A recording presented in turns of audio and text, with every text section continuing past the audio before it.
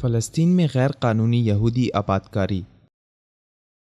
فلسطین پر قابض غیر قانونی یہودی ریاست اسرائیل کے وزیر اعظم نیتن یاہو نے فلسطین میں یہودی آبادکاری کے متعلق اپنے عزائم کا فخریہ اظہار کیا ہے۔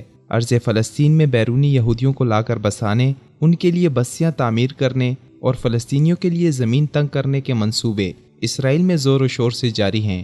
اسرائیل کے اس جارحانہ اور غیر قانونی عمل پر دنیا بھر میں تشویش کا اظہار کیا گیا، حتیٰ کہ اقوام متحدہ نے بھی اسرائیل کی توسیع پسندانہ عزائم اور یہودی بستیوں کو غیر قانونی قرار دے کر ان سے احتراز کی تلقین کی، لیکن امریکہ کے ہاتھوں پالا پوسا اسرائیل کسی قسم کے قانون اور آئین کو خاطر میں نہیں لاتا۔ اسرائیلی حکام نے اقوام متحدہ کی قرارداد کے باوجود یہودی بستیوں کی تعمیر کا منصوبہ نہ روکا، اور اب دیدہ دلیری کے ساتھ نہ صرف منصوبہ جاری ہے بلکہ غیر قانونی ریاست کا وزیر اعظم نیتن یاہو فخریہ طور پر یہودی آبادکاری کا اعلان کر رہا ہے۔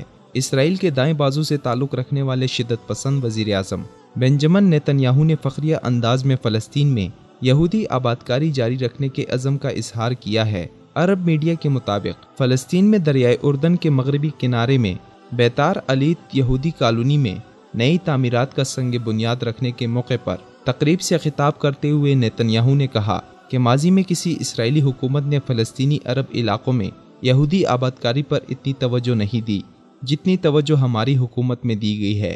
میری حکومت یہودی آبادکاری کی پرزور حامی ہے اور مجھے اس پر فخر ہے۔ نیتن یاہو کا کہنا تھا کہ میری زیر نگرانی قائم حکومت نے اسرائیلی قوم کی بہت خدمت کی۔ فلسطینی علاقوں میں یہودی آبادکاری کے جتنے منصوبے ہم نے شروع کیے، کسی اور حکومت کو یہ اعزاز حاصل نہیں ہوا۔ خیال رہے کہ غرب اردن میں قائم بیتار علیت کالونی میں 50,000 یہودی آباد ہیں۔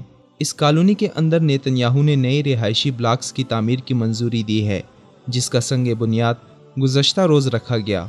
ان نئی تعمیرات میں مزید 1000 رہائشی اپارٹمنٹ شامل ہیں۔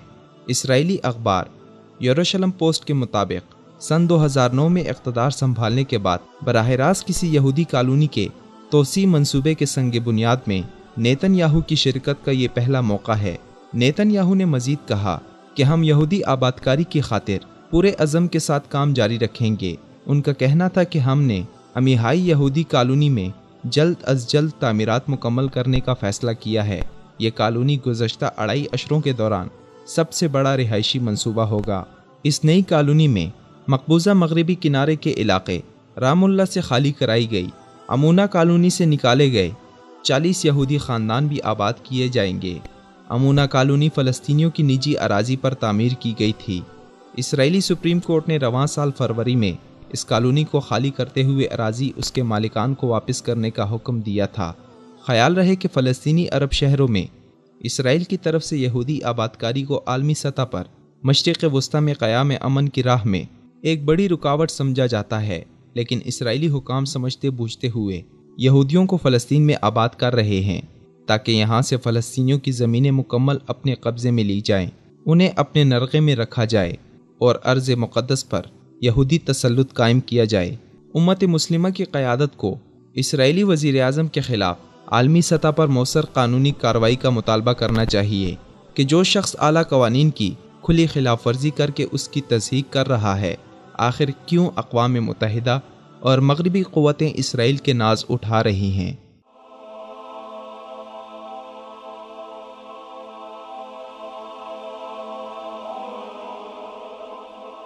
ایمان کی کرن، ہدایت کی شمع، وصال اردو۔